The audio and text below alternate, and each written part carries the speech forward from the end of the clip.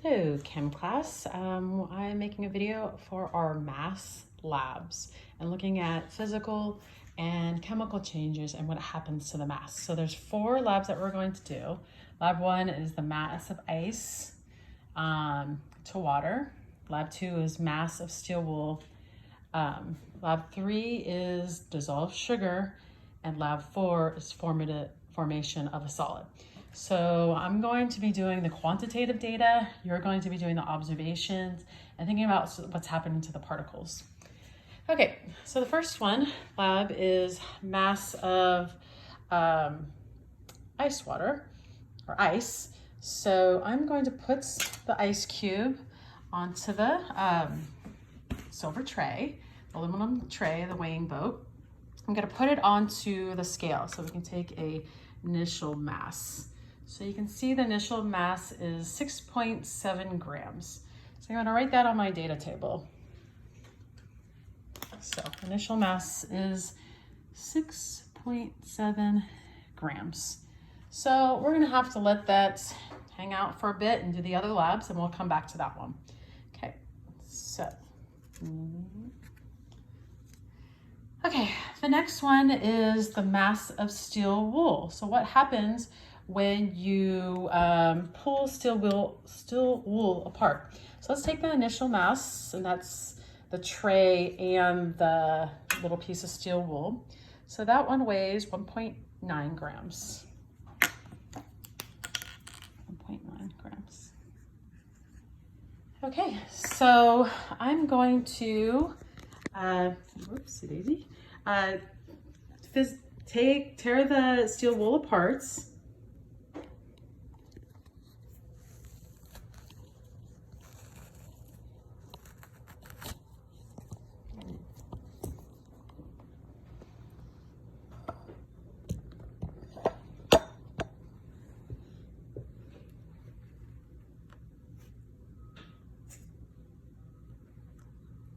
So as you can see, hopefully it didn't get cut out because I couldn't hold it and do it at the same time. So I pulled the steel wool apart, and the final mass is 1.9 grams.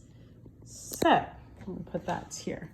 So is that a physical or a chemical change? So we have 1.9 initial, 1.9 final. So is that a physical or chemical? Let's go back to our ice cube right here. It's starting to melt. Is that a physical or chemical? Okay, so we'll let that continue to melt. Okay, the next one is called, lab 3 is dissolved sugar. So I have my little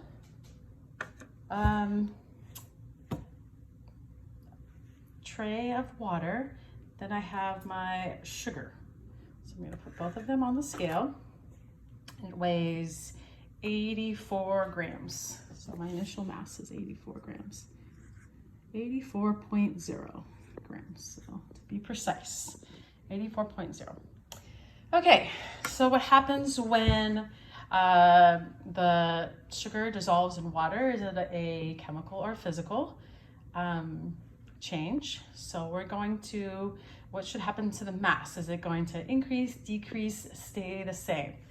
So let me see, I'm going to take this and pour this in.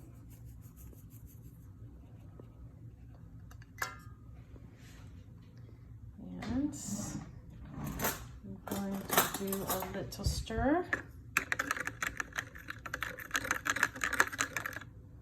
Okay. What do you see here? Right, I stirred it up, it dissolved, and it's still at 84 grams. So I'm going to write that down, 84 grams. Okay, let's do the last one. So lab 4 is formation of a solid. So I have 2 chemicals here. I have calcium chloride and sodium bicarbonate. So I'm going to put my big, hopefully it doesn't error out. Okay, so I'm going to put some chemicals into each of them.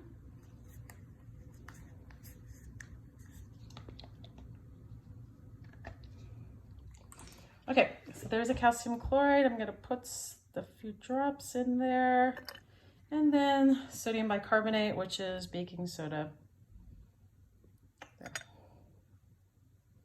Okay, so you can see they are clear liquids, right? Clear liquids right here. So calcium chloride and sodium bicarbonate. And our initial mass is 207.0 to the dots. So I'm gonna put that down, 207. Whoops, daisy. 207. Oh, actually, it moved up a little bit. 207.1. So 207.1. There we go. And it slipped, so that is not very neat.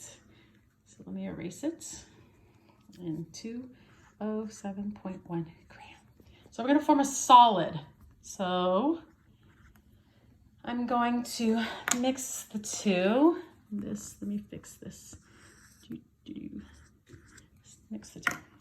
Okay, so I'm going to, so again, we have 207.1. I'm going to pour the calcium chloride into the sodium bicarbonate.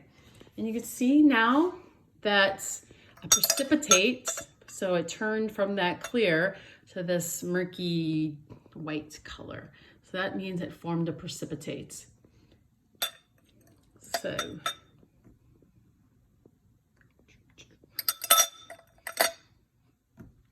and right here, so we are at 207. So 207.0. So the difference is a little slight difference. Okay, let's get back to our ice cube. Our ice cube, it's going pretty good. It's melted. So it does feel cold on the outside of the aluminum. So let us see what the mass is now. So if I pick it up, okay, looks like it's still 6.7. So I'm gonna write that down. So we'll go back to our mass of ice and water.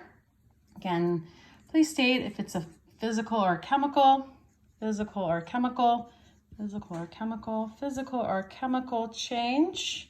For those four, you do want to, what do you see about the data and what happens when there's a physical or a chemical change in a type of reaction. So use that. That is our data. So I did the quantitative. You want to do the qualitative. So you want to answer the questions about each of them and draw a particle picture about each of those also.